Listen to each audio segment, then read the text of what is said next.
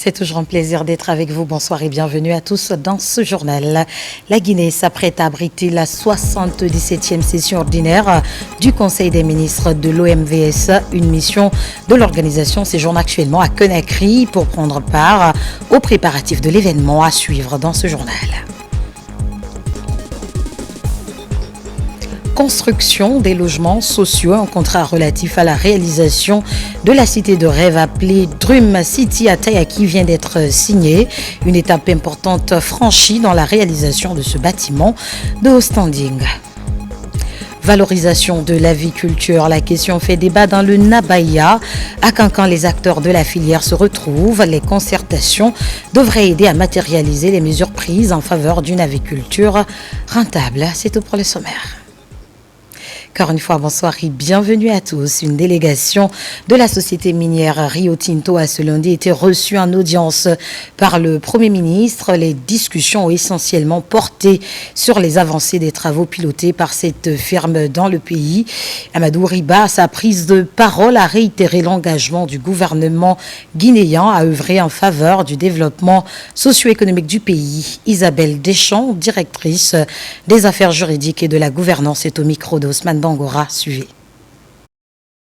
Nous sommes en fait très alignés dans les discussions avec le gouvernement. Nous progressons très bien. Nous voyons que nous avons une très bonne collaboration avec toutes les parties prenantes et nos partenaires dans ce projet. Donc nous avons échangé sur les avancées aujourd'hui, mais aussi pour demain et dans les années à venir. La suite, c'est que nous continuons pour la fin de l'année. Nous continuons à supporter nos équipes pour le faire et nos contracteurs et aussi nos partenaires.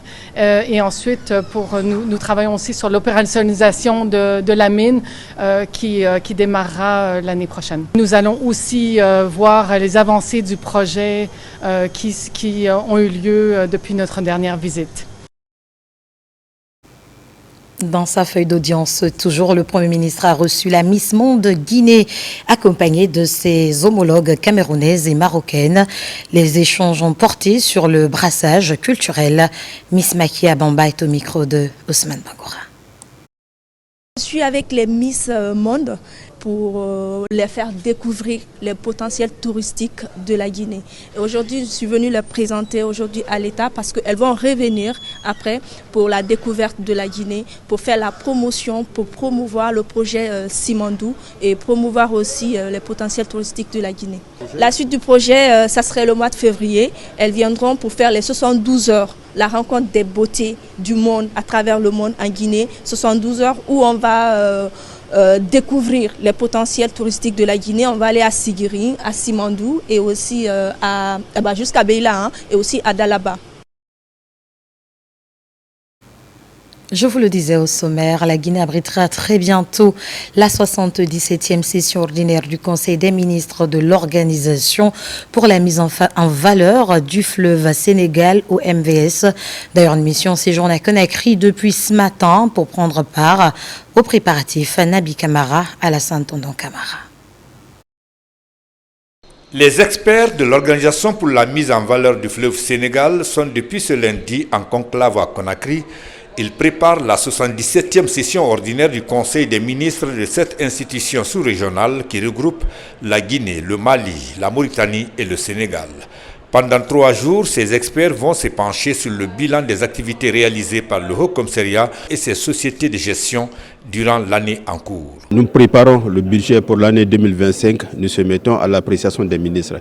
Aussi, nous présentons aux ministres des États membres le rapport d'activité, ce qui a été réalisé l'année passée et ce que nous comptons réaliser l'année prochaine. Et pour le cas de la Guinée, il est inscrit dans les agendas la mobilisation du financement du barrage hydroélectrique de Koukotamba et les microcentrales. Ces questions seront débattues entre les ministres à huis clos. Donc Conakry reçoit, c'est la première session pour marquer l'intérêt que la Guinée accorde aujourd'hui à l'OMVS et l'engagement des autorités du Haut Commissariat de l'OMVS vis-à-vis de la Guinée. Il s'agit donc pour ces experts de travailler en sorte que la rencontre des ministres de tutelle de l'OMVS prévue cette semaine ici à Conakry galvanise davantage le Haut Commissariat face à ces multiples défis. Ce n'est pas la première fois que nous nous réunissons. Nous sommes à notre 77e session. Donc le seul message, c'est un message de célérité, d'examen approfondi des documents afin de proposer un rapport consolidé aux ministres quand ils vont venir. Parce qu'un rapport, quand il est clair, les décisions à prendre le suivent aussi. La navigation sur le fleuve Sénégal et le barrage hydroélectrique de Koukountamba en Guinée figurent en bonne place parmi les projets structurants majeurs de l'OMVS. Conduite des politiques publiques, les secrétaires généraux des différents départements ministériels viennent de boucler leur session de formation à Conakry. Ce programme de renforcement de capacité conduit par des experts canadiens leur a permis de mieux cerner les enjeux liés à la gouvernance. Piloté par le ministère du Travail et de la Fonction publique, la cérémonie de clôture a été présidée par le ministre secrétaire général du gouvernement. Mamadi Ternak, Amisoko, reportage. Dans la conduite des politiques publiques, ils peuvent désormais s'estimer mieux armés à mettre en œuvre la vision du président de la République, le général Mamadi Doumbouya. Ces secrétaires généraux ont eu des échanges riches en enseignements et partagent de bonnes pratiques avec les experts canadiens. Nous partons d'ici avec la certitude d'avoir des outils suffisamment intéressants et suffisamment cohérents, suffisamment stimulants pour continuer à travailler dans nos différents départements dans l'intérêt supérieur de notre pays et pour répondre de façon positive et significative à la mission qui nous a été confiée par le président de la République. Conception, mise en œuvre et suivi des politiques publiques, c'est ce thème qui a réuni ces hauts serviteurs de la République. Partant de ce succès, l'Institut national de formation et de perfectionnement et les partenaires canadiens comptent poursuivre cette belle dynamique déjà amorcée. L'Institut national de formation et de perfectionnement, structure partenaire dans la mise en œuvre de cette importante activité, vous rassure de son ouverture et de sa disponibilité pour tout accompagnement dans le cadre de la formation et du renforcement des capacités des serviteurs de l'État, notamment au niveau de l'encadrement supérieur de la haute fonction publique. Nous avons commencé à discuter avec le ministre du Travail et de la Fonction publique. C'est justement de mettre en place un programme qui s'inspirerait de ce que j'ai pu mettre en place à la chaire à l'ENAP au Canada, le Cercle des jeunes leaders. Donc, de pouvoir renforcer les capacités de ces jeunes pour qu'ils s'inscrivent dans cette vision Simandou 2040 et que vous soyez, vous, des formateurs et des mentors pour ces jeunes leaders.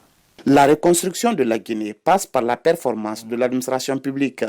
C'est pourquoi le ministre secrétaire général du gouvernement est davantage rassuré de l'impact qu'aura cette formation. Ces échanges et cette qualification à travers des outils techniques sont certes une façon de mettre à votre disposition des outils de travail au quotidien. Mais comme vous l'avez mentionné, ceci est impossible si une transformation individuelle, une transformation au niveau des personnes ne s'opère pas.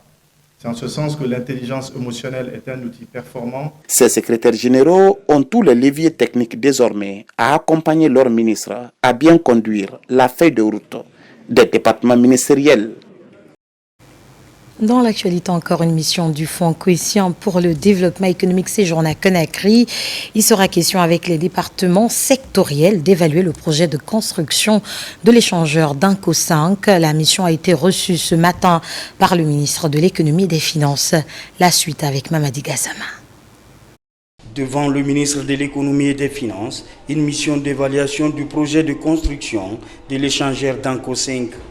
Sur la table des discussions, il sera question de définir les paramètres techniques et finaliser l'accord de financement dont la signature est prévue le 5 février prochain. Les perspectives, c'est qu'il faudra dupliquer le même échangeur sur d'autres sites de connexion, tels que le carrefour de Inco 5.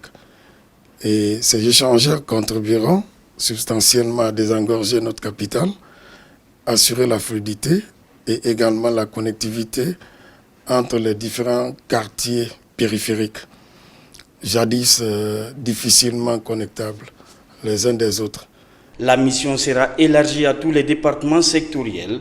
D'autres perspectives de financement sont également annoncées. Le fonds est prêt également à apporter son soutien dans le cadre de la construction de la route Hamdallah-Sonfonia, en joint venture entre le fonds cohésien, le fonds saoudien et la BADEA. Ça, c'est également une perspective que nous avions en vue. Et avec l'instruction des plus hautes autorités, le président, le général Mamadi Doumbouya, j'ai adressé un courrier dans le cadre du financement de ce corridor. Il faut aussi remercier le fonds cohésien pour ce don que nous venons de bénéficier. Il sera question de la construction d'un monument sous forme de dons. Il sera question pour les autorités de décider le format de monument qui sera décidé. Pour rappel, la construction de l'échangeur de Bambeto bénéficie également d'un financement du Fonds cohésien pour le développement économique. À date, le taux d'exécution physique des travaux tourne autour de 85%. Et pendant ce temps, le partenariat public-privé se renforce dans le projet de construction des logements sociaux. Une convention de partenariat relative à la réalisation de Dream City à Taï qui vient d'être signée entre le ministère de l'Habitat, celui de l'économie et des finances et la direction générale de la SGCG. Cette signature constitue une étape importante dans la réalisation de ces bâtiments de haut standing. Aboubakar Junior Camara. Dans la politique de reconstruction d'une Guinée nouvelle, le partenariat public-privé est encouragé. Pour le projet de construction de Dream City à Taïaki, un partenariat est signé entre le ministère de l'Habitat et de l'Urbanisme, de l'économie et des finances et la direction générale de la SGCG. Tous les paramètres de ce projet sont examinés au peigne fin afin d'offrir aux Guinéens des logements de qualité. La société est partie dans une convention de partenariat public-privé pour la production de 9200 logements dans les communes de Lambaye et Sonfonia, dans la région de Conakry. Il y avait eu un certain nombre de manquements dans la convention de base et également dans le souci d'extension de la superficie, mais aussi maximiser les interventions de l'État dans ce projet. Nous avons bien voulu soumettre à M. le ministre de l'économie et des finances qui assure la présidence de tous les comités de revue des conventions de Guinée, cet avenant afin que ça puisse permettre de prendre en compte les aspects qui n'avaient pas été pris en compte initialement dans la convention de base. La partition du ministère de l'économie et des finances, elle est sur 3 formats. Il y a le format de contrôle de la qualité, la forme juridique en termes de conditions de passation, de la qualité liée au partenariat public-privé, aussi sur l'aspect des recettes non fiscales, parce qu'il y a forcément un ticket d'entrée. Donc ça va être une synergie d'action entre les 2 ministères pour suivre l'application et le respect des dispositions contenues dans cette convention. Dream City exige les bâtiments de haute technologie permettant de recycler des eaux de ruissellement et même de la surveillance à distance à travers la géolocalisation. Ces innovations dans l'immobilier est une vision du président de la République. Aujourd'hui, on a signé la convention. Je suis très content de cela. Je suis très content le fait aussi que le ministre a annoncé qu'on réalise ou pas Dream City verra le jour. La politique à Dream City permet à tous citoyens guinéens d'avoir un logement. Parce que la première des choses, vous ne payez que les frais de souscription avant de voir votre maison. Deuxième des choses, quand vous payez 50%, le reste sera échelonné en 10 ans. Donc c'est une politique permettant à chaque Guinéen d'avoir un logement. Donc cette politique permet non seulement de payer de façon échelonnée, mais ça te permet aussi à bien travailler. Parce que tu te dis, avec la politique de Dream City, je peux payer un peu, entrer dans la maison et le reste je paye petit à petit. La signature de cette convention de financement permet au projet de franchir une étape importante dans la construction de cet ambitieux projet de logement ultramoderne en Guinée. Dans un autre registre, le ministère de l'Enseignement technique, de la formation professionnelle et de l'emploi vient de boucler sa retraite stratégique à Maferenya, préfecture de Forêt-Caria, avec l'appui de l'Office national du tourisme. Cette rencontre était l'occasion de partager les acquis du département, d'identifier les difficultés et se projeter dans l'avenir. Autre détail avec Kernos Mandialo. Pour leur retraite stratégique 2025, les cadres du ministère de l'enseignement technique, de la formation professionnelle et de l'emploi se sont donné rendez-vous au pittoresque espace de MAF Village où le contact avec la nature stimule la production intellectuelle. Dans les secteurs de l'enseignement technique, de la formation professionnelle et de l'emploi, l'année 2025 est décrite comme une année d'action avec surtout des objectifs en lien avec le programme Simandou 2040. Cette retraite est ainsi le moment de faire le bilan de l'année écoulée et dégager les perspectives. La vision Simandou 2040 portée par notre cher président de la République, le général d'armée Mamadi Doumbouya, et sa mise en œuvre par le Premier ministre, chef du gouvernement, M. Amadou Ouriba, doivent guider nos actions.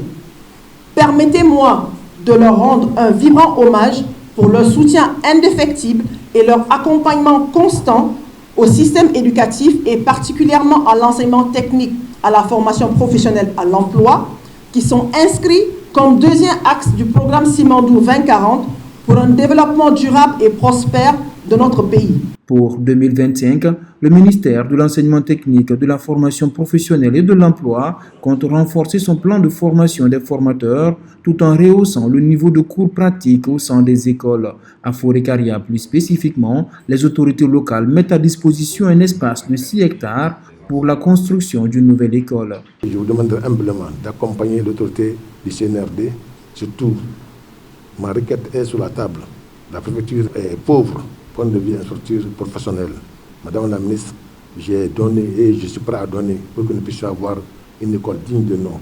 L'objectif de Madame la ministre est que tous les cadres puissent s'approprier des nouvelles orientations, des nouvelles directives et surtout des différentes actions prioritaires. Au-delà des travaux, cette retraite stratégique a aussi été l'occasion de renforcer l'esprit d'équipe avec des activités sportives, des formations sur des thématiques telles la gestion axée sur les résultats ont été également des moments clés de cette rencontre. Nous poursuivons cette édition. La direction générale de l'Institut supérieur des mines et géologie de Bokeh vient d'organiser une journée d'intégration en faveur de ces nouveaux étudiants. Il était question de leur expliquer le fonctionnement de l'institution en plus de la meilleure cohabitation qui doit exister entre anciens et nouveaux apprenants. Younous Atawel Kamara et Mohamed Bintou Touré sont nos correspondants basés sur place. Comme les années précédentes, cette année encore, la direction de l'Institut supérieur mines et géologie de Bokeh accueille ses nouveaux étudiants. Cette journée d'intégration des nouveaux étudiants a été mise à profit pour présenter l'Institut depuis sa création en 1962, son évolution, mais aussi sa structure avec ses différentes filières. C'est un moment pour nous qui nous permet aussi de donner des informations essentielles par rapport à leurs différentes structures de formation et d'accueil et aussi de leur signifier, les indiquer que nous avons des ressources disponibles qui pourront vous accompagner et de faire une très belle carrière. Il est important de dire aux nouveaux étudiants qui sont arrivés qu'ils n'ont pas fait un mauvais choix. Ils ont choisi la qualité, ils ont choisi la discipline, ils ont choisi également l'avenir parce que là, l'Institut supérieur des mines et géologie de Bokeh est complètement dans la vision des autorités avec le grand projet qui est un peu partout, Simandou 2040. Ils sont au total 300 nouveaux étudiants orientés cette année à l'Institut mines et géologie de Bokeh. Au cours de cette journée porte ouverte, les anciens étudiants ont exprimé leur volonté d'œuvrer pour faciliter l'intégration des nouveaux venus, mais aussi de les guider pour bien débuter leur cursus à l'Institut. Ça va permettre aux étudiants de consulter les anciens étudiants, connaître comment est-ce que ça se passe, parce que peut-être entre professeurs on ne se comprend pas, mais entre étudiants et étudiants on connaît les difficultés que nous traversons. Et à l'Institut ici par exemple, il y a des moments de pression. Tu es confronté à te dire comment est-ce que je vais valider mes matières. Je me sens très à l'aise à l'Institut. Nous serons toujours en contact avec les enseignants pour pouvoir accueillir des connaissances. La remise des satisfecits aux meilleurs étudiants et encadreurs session 2024 a mis un terme à cette journée d'intégration des nouveaux étudiants. À présent, ce communiqué de la Haute Autorité de la Communication, communiqué, décision portant interdiction construction d'un site d'information en République de Guinée, vu la charte de la transition, notamment en son article 80, constatant la publication sur le site www.dépêcheguinée.com d'une tribune libre dans laquelle des propos incitant à l'insurrection et aux troubles à l'ordre public sont diffusés sous la signature de Samir Moussa. Considérant que l'administrateur de cet organe d'information, qui est Abdoulatif Diallo, reste injoignable. Considérant que ce site www.dépêcheguinée.com a été suspendu par la HAC pour une période de 9 mois en janvier 2024 pour manquement professionnel. Considérant que la Haute Autorité de la Communication s'est autosaisie pour examiner cet article. La Haute Autorité de la Communication, après en avoir délibéré en sa séance plénière ordinaire du lundi 27 janvier 2025, l'interdiction du site www.dépêcheguinée.com sur toute l'étendue du territoire national, ce conformément aux dispositions des articles 100, 104 et 106 de la loi organique L 2010-2 CNT du 22 juin 2010 portant liberté de la presse en République de Guinée et de l'article 52 de la loi organique numéro 2020-10 AN portant attribution, composition, organisation et fonctionnement de la Haute Autorité de la Communication, HAC. Demande à l'autorité compétente l'application de la présente décision. La présente décision, qui prend effet à compter de la date de sa signature, sera enregistrée et publiée au journal officiel de la République. Conakry, le 27 janvier 2025. Dans la région administrative de Farana, une formation de 3 jours est initiée en faveur des présidents des délégations spéciales, des secrétaires généraux et receveurs. Une séance axée sur la comptabilité simplifiée de l'archivage. Autre précision avec Ibrahima Oulé Fofana, notre correspondant basé sur place. Dans la capitale de Sankaran, les 46 communes de la région sont à l'école de la comptabilité simplifiée de l'archivage. Le rendez-vous mobilise les présidents de délégations spéciales, les secrétaires généraux et les receveurs.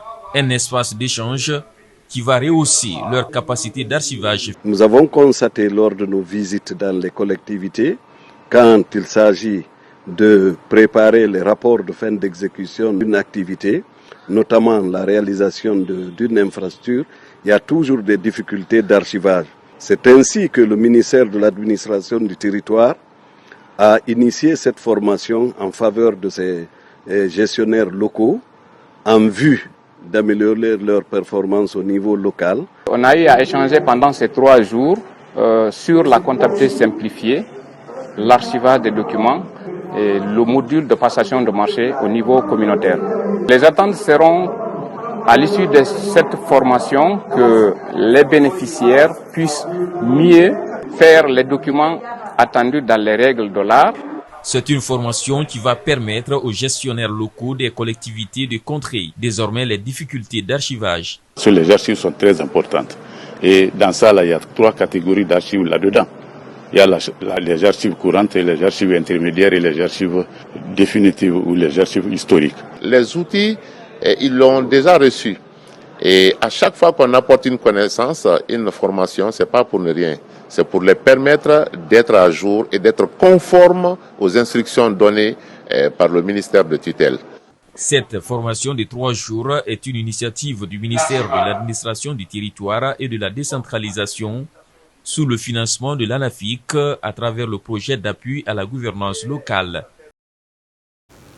Nous ne changerons pas de sujet. À Kindia, les cadres élus locaux apprennent des techniques d'archivage et la comptabilité simplifiée dans le but d'améliorer la gouvernance locale. La gestion des recettes générées par les communes urbaines a été longuement disputée. On fait le point avec Falilou Diallo et Fanalabaya Kamara. L'amélioration de la gouvernance locale passe nécessairement par la formation des cadres et élus locaux dans la gestion des ressources financières. C'est ainsi que l'Agence nationale de financement des collectivités a initié une série de formations en archivage et comptabilité simplifiée.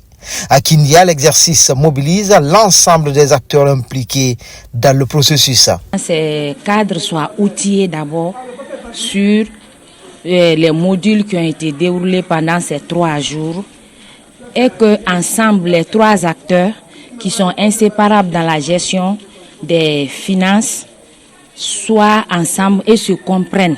On a jugé nécessaire de renforcer cette compétence au président des délégations spéciales et les receveurs et les secrétaires généraux parce que c'est eux qui sont en charge de l'utilisation et de la justification des dépenses communales. L'idée d'améliorer la tenue de la comptabilité simplifiée et la qualité des pièces comptables et leur gestion durable.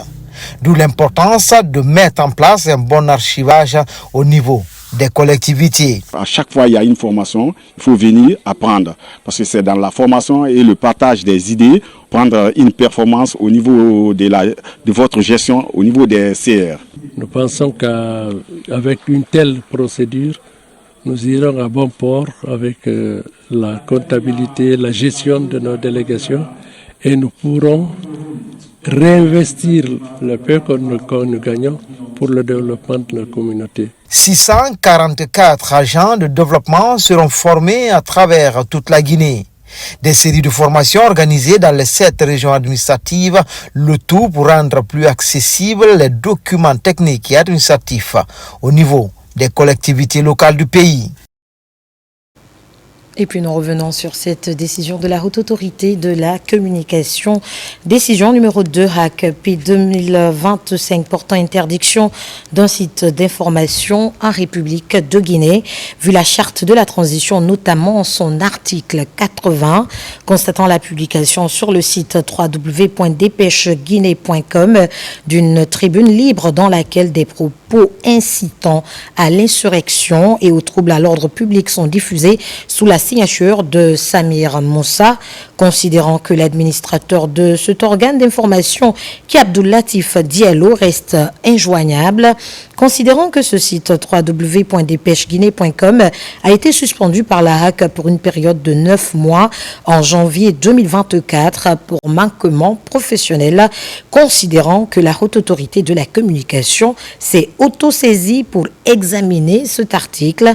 La Haute Autorité de la Communication, après en avoir délibéré en sa séance plénière ordinaire du lundi 27 janvier 2025, décide l'interdiction du site www.dépêcheguinée.com sur toute l'étendue du territoire national, ce conformément aux dispositions des articles 100, 104 et 106 de la loi organique L 2010-2 CNT du 22 juin 2010 portant liberté de la presse en République de Guinée et de l'article 52 de la loi organique numéro 2020-10 AN portant attribution, composition, organisation et fonctionnement de la Haute Autorité de la Communication HAC, demande à l'autorité compétente l'application de la présente décision.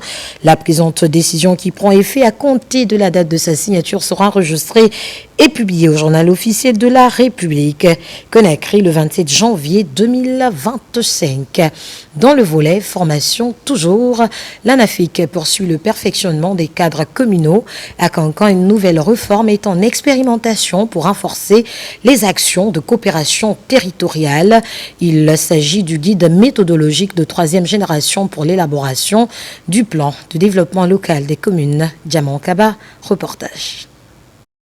À l'Agence nationale de financement des collectivités locales, aucun répit pour moderniser les services publics. À Cancan, ce bras opérationnel du ministère de l'administration du territoire expérimente de nouvelles actus de développement territorial.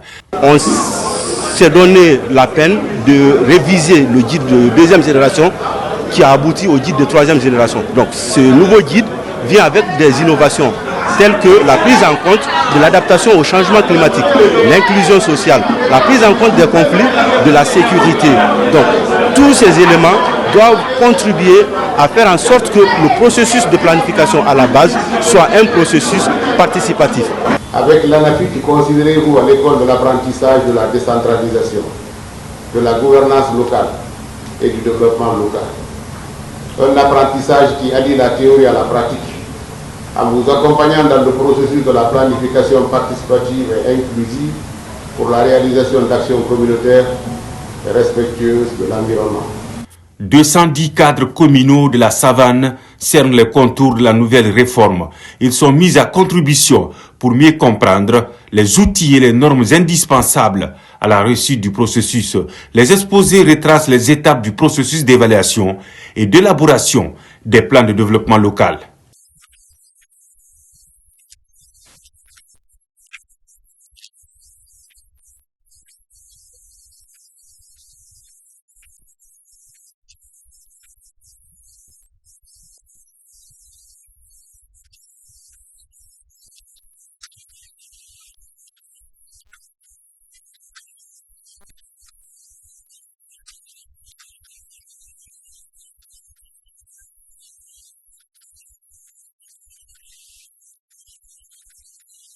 Ces outils de troisième génération annoncent de nouvelles actions de coopération territoriale. Aux acteurs impliqués, ils vont faciliter l'élaboration et l'actualisation des plans de développement local. Dans le volet santé, lutte contre le VIH-Sida à Conakry, une séance de renforcement de capacité est organisée par l'ONG AGIOD. Elle est axée sur la communication sociale relative à la maladie. 50 étudiants ont à cet effet été ciblés pour contribuer à la lutte. Morlaï Souma, Aboubakar Diaby. Malgré les avancées réalisées dans la lutte contre le VIH-Sida en Guinée, les défis importants persistent encore. Pour gagner le pari, le gouvernement et ses partenaires s'activent sur le terrain en associant les étudiants dans le combat contre cette pandémie. Ici, à l'université Mahatma Gandhi, 50 étudiants sont ciblés, puis formés pour renforcer la communication sociale.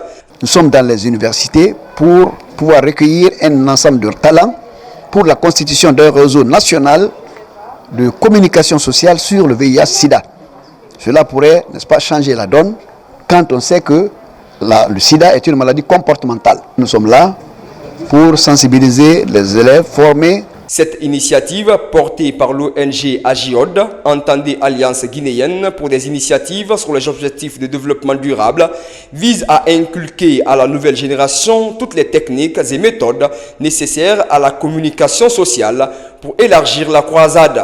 À la fin de cette formation, nous aurons l'opportunité de sensibiliser nos collègues sur les méfaits du VIH-Sida, sur les moyens de lutte et l'éradication de la maladie au sein du territoire guinéen. Aujourd'hui, le taux de prévalence du VIH-Sida chez les jeunes de 15 à 24 ans est estimé à 0,7%, ce qui devait nous interpeller tous. Ce conclave, qui s'étend sur 3 jours, constitue une tribune pour éradiquer le VIH-Sida en Guinée d'ici 2030. Ces initiateurs ambitionnent également la mise en place d'un réseau national de communication sociale sur le VIH-Sida pour sauver des vies. Valorisation de l'aviculture, la question fait débat dans le Nabaya. À Cancan, les acteurs de la filière se retrouvent. Les concertations devront aider à matérialiser les mesures prises en faveur d'une aviculture plus rentable pour les parties prenantes. Fodé Bangali Fofana, compte rendu. Nous pensons qu'avec une telle procédure, nous irons à bon port avec la comptabilité, la gestion de nos délégations et nous pourrons réinvestir le peu que nous gagnons pour le développement de notre communauté. 604. L'actualité, c'est aussi cette assemblée générale introductive de la Jeune Chambre internationale Guinée. Le nouveau bureau élu s'est fixé pour objectif de bâtir une organisation soudée et plus forte. On en sait un peu plus dans ce reportage de Sona Sagno. En cette année 2025, la Jeune Chambre internationale Guinée renouvelle ses bureaux exécutifs au cours de cette assemblée générale introductive. Mohamed Baldé est élu à la tête de la présidence exécutive locale de l'organisation. Mohamed Lamine Fofana, quant à lui, assumera la présidence exécutive de la Jeune Chambre internationale Conakry Leaders. En succédant à notre cher ami Sebou Diaby, je mesure d'emblée la portée de la responsabilité pour cette mandature. Et cette responsabilité, je la prends avec sérieux. Ce moment de notre organisation est un moment crucial où les défis sont grands, mais également où les opportunités sont encore plus vastes. Parce que partout où il y a défi, il y a opportunité. Avec une profonde dose d'humilité une immense détermination que j'endosse officiellement le rôle de 22e président exécutif de cette organisation exceptionnelle. Ce rôle, plus qu'un titre, est pour moi un engagement solennel à servir avec passion, intégrité et dévouement. Avec l'intronisation de nouveaux membres, les promus auront pour mission de bâtir une organisation soudée et plus forte. Vous avez tout à l'heure déroulé une partie du plan d'action 2025 qui comporte de nombreux projets innovants avec beaucoup d'ambition. Nous espérons, avec l'accompagnement de tout un chacun, notamment nos chers invités qui sont là, nos chers partenaires, l'ensemble des membres et vos familles respectives, nous pourrons aller au bout de nos objectifs. Nous prenons ici l'engagement de t'accompagner, ainsi que la JCA et de Conakry, Renaissance, dans la bonne exécution de ce mandat. Nous nous efforcerons de vous fournir notre soutien, mais surtout nos conseils pour que cette période soit marquée par des réalisations concrètes et durable. La tâche ne sera point facile pour ces jeunes engagés. Plusieurs défis de développement des communautés les attendent pour le bonheur de l'organisation. Et puis ce mouvement de soutien aux idéaux du chef de l'État sur l'axe Le Prince, pour la première fois, des jeunes influents de la zone décident officiellement de soutenir les actions du CNRD. L'annonce a été faite par le mouvement pour l'alternance en Guinée. Alpha Isiagaba, Ali Badara Kondé. En 3 ans seulement, l'axe Le Prince change progressivement de visage. Le chantier de Kosa Émergence, les échangeurs de Bambeto et de Paul Kagame à Kagbele sont autant d'infrastructures réalisées dans la zone qui font l'unanimité. Les jeunes de l'axe reconnaissent les bienfaits de la refondation en cours.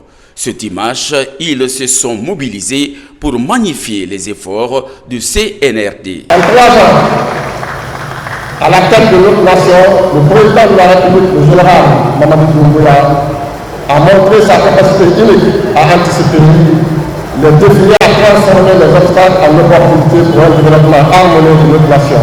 C'est pourquoi, aujourd'hui, nous nous réunissons ici pour exprimer solennellement notre soutien indéfectible aux idéaux du président de la République, le général Mamadi Doumbouya. Nous ne sommes plus prêts à participer ni à laisser faire des manifestations dans notre zone ou des intérêts individuels. Des jeunes désormais décidés à rompre les violences sur l'axe et à soutenir le général Mamadi Doumbouya. Monsieur le Président, les jeunes et les femmes de l'axe ne demandent pas de l'argent. Au contraire, ils demandent de devenir le parrain et la référence des jeunes. L'insertion socio-économique et professionnelle des jeunes désœuvrés, la multiplication des infrastructures, la promotion des jeunes de l'axe dans les instances dirigeantes du pays, l'intégration des jeunes de l'axe dans l'armée. Le MAC Mouvement pour l'alternance en Guinée pilote l'événement. Il regroupe en son sein de nombreux jeunes leaders influents de l'axe. Par ailleurs, le mouvement Saran Chérif, dirigé par Djaba Doumbouya, coordinatrice nationale du Mosacode, a dimanche dernier organisé une cérémonie de lecture du Saint-Coran à Wanindara, commune urbaine de Lambagny. L'objectif est de réunir les filles et fils de la Guinée autour de la paix et du vivre ensemble. Kirfala Presse Camara, compte rendu. Khadja Djaba Doumbouya, coordinatrice nationale du Mosacode, et son équipe poursuivent leurs efforts pour l'émergence de la Guinée. Cette fois, leur action se concentre sur la promotion de la paix, du vivre ensemble et la quiétude sociale à travers la lecture du Saint-Coran. Il est impératif que nous agissions ensemble avec esprit de sacrifice, de solidarité pour construire une nation plus forte, plus juste et plus unie. Ambe bade makele pour amba biaro wole jamana la wala nyefe na ma biaro te jamana la wala nyefe amba ben wole dumane ka jamana nusuma kama sakela kandambulo ka kisa juluma ka julbe yele man ka chanyinde. Les fidèles musulmans massivement mobilisés ont partagé un objectif commun autour du Saint-Coran. Nous invitons à tous les citoyens du Grand Conakry d'en faire pareil comme Hadja Diaba, afin qu'on implore l'Esprit divin pour que la paix revienne définitivement dans ce pays. C'est le pays le plus heureux, le plus riche. Il ne nous manquait que cette paix, que cette concorde nationale pour que la Guinée se retrouve dans les meilleures nations de ce monde. Il faut qu'on sache que la Guinée est une famille. C'est pour la simple raison que j'ai quitté Tombolia pour venir, pour qu'on soit ensemble, on sort ensemble, on tend les mains à tous les Guinéens de ce pays. Cette cérémonie de lecture du Saint-Coran est également l'occasion de prier pour la Guinée et pour le président de la République, le général d'armée Mamadi Doumbouya, afin de voir une Guinée unie et prospère. Je vous le disais précédemment, valorisation de l'aviculture. La question fait débat dans le Nabaya. À Cancan, les acteurs de la filière se retrouvent.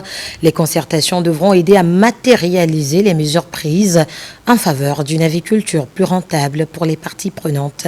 Fodé Bangali Fofana. Ici à Cancan, cette filière avicole est l'une des activités les plus importantes en ce qu'elle représente comme apport protéinique et source de revenus pour beaucoup de familles. Son instauration a permis de relever un grand défi. C'est dans le cadre d'une tournée de consultation nationale de tous les acteurs de la base liés à la poule et aux œufs que ce bureau exécutif de la FINA est à Cancan. Très ravi de voir la mobilisation des acteurs avicoles de Cancan qui ont tenu aujourd'hui à venir pour l'atelier, visé à consulter les acteurs avicoles, recueillir les avis qui peuvent être divergents, les difficultés en fonction des régions, mais également des solutions qui viendraient de la discussion avec les acteurs réels à la base, qui pourront nous dire comment mieux les aider, comment mieux structurer la fédération pour pouvoir satisfaire les besoins des populations. Dans la préfecture de Cancan, on y compte plus de 80 000 fermes périurbaines avicoles, disposant de plus de 2 000 à 5 000, voire 10 000 sujets par ferme et produisant des œufs, des poulets de chair, des pondeuses. Au cours des échanges, le bureau exécutif de la FINA a pu constater les difficultés que rencontrent ces aviculteurs de la région, mais aussi leur détermination à faire avancer ce secteur vital. Avec une telle ambition, j'ose espérer que ce secteur est en train de s'inscrire dans le cadre de l'exécution du programme accéléré de sécurité alimentaire, nutritionnelle et de développement avicole durable. Grâce au soutien indéfectible du général Mamadi Doumbouya au secteur de l'agriculture et de l'élevage dans notre pays. Une occasion pour eux de renforcer leurs liens et de trouver ensemble des solutions concrètes aux problèmes qu'ils rencontrent. Pour finir, rendons-nous à Bofa pour parler de ce rapprochement. L'évêque coadjuteur est à l'écoute des fidèles catholiques. La raison est simple, s'imprégner des difficultés et envisager des solutions pour une bonne expression de la foi chrétienne. Abraham Christophe Conté. Sur la place du sanctuaire marial de Bofa, les fidèles prennent part à une messe d'action de grâce pour accueillir Monseigneur François Silla, archevêque coadjuteur de l'archidiocèse de Conakry. Des chants, des danses traditionnelles et des prières ont rythmé cette célébration pendant laquelle Monseigneur François Silla, de par son homélie, livre un message de reconnaissance et d'espérance. Pour moi, c'est une grâce immense que ma nomination et mon ordination aient lieu pendant ces événements. Je rends grâce à Dieu pour cela. Ici, sur la tombe des premiers missionnaires et aussi en vénérant tous les premiers chrétiens de Bofa, tous qui ont œuvré pour que l'évangile puisse ensemencer, puisse commencer ici et se répandre partout en Guinée. À la messe, les autorités religieuses locales ont été présentées auprès de Monseigneur Silla. Tous ont salué son parcours et son rôle pour l'avenir de l'Église. Cette invitation, c'est en reconnaissance. Le père François est né à Siboti, il a grandi à Bofa ici. Il a fait son collège et le lycée à Bofa. C'est de Bofa, il est parti au séminaire. Et quand il va cueillir cette grâce, nous ne pouvons que le demander qu'il vienne célébrer une messe d'action de grâce. Je suis venu célébrer cette messe d'action de grâce en ce lieu emblématique, historique de notre Église. En cette année surtout qui marque l'anniversaire de l'arrivée du premier missionnaire en Guinée. C'était en 1875 et on est en 2025. Cela fait exactement cette année 150 ans. Cet événement est une nouvelle étape dans le cadre du renforcement de la mission pastorale de Monseigneur François Sylla. Ce religieux aguerri tient à mettre en avant sa vision pour relever de nouveaux défis. Il s'engage à servir avec humilité, amour et dévouement dans l'exercice de sa mission. Voilà qui met fin à ce journal. Merci à tous de l'avoir suivi. Merci de nous avoir reçus chez vous. Nos programmes se poursuivent sur le www.rtgguinée.info. Guinée, notre paradis, terre de richesse et d'innovation. Bonsoir.